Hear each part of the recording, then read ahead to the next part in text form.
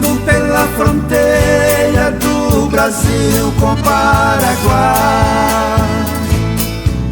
vi uma mulher bonita na cidade de Amambá, mestiça cor de canela, delicada de feição, do sorriso cativante que prendeu meu coração. Fiquei roxo de paixão. Brasiguaia, brasileira e paraguaia,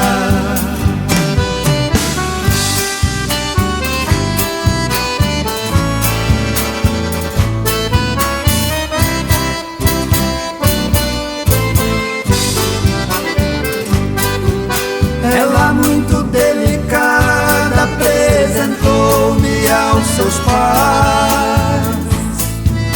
e me falou dos seus planos e também seus ideais.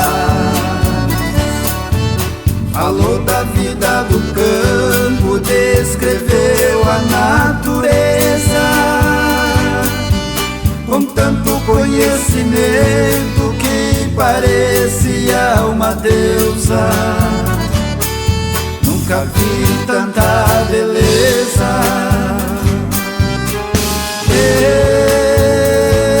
Brasiguaia, brasileira e paraguaia,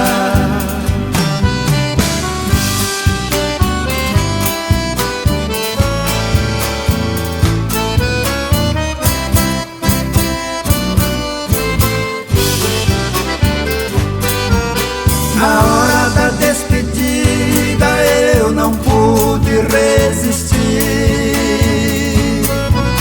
Ela me falou baixinho, me leva que eu quero ir. Foi um momento tão forte de ternura e emoção. Dei um balanço na vida e consultei meu coração.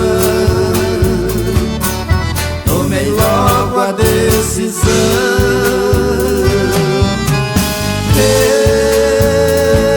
Brasiguaia, brasileira e paraguaia,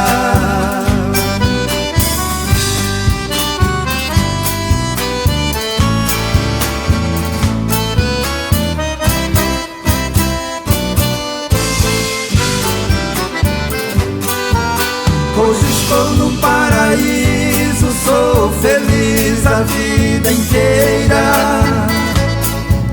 porque mora no meu rancho a mestiça da fronteira. É uma prenda tão querida, é um amor de criatura. É minha maior riqueza, é meu anjo de candura. Muito bela, meiga e pura.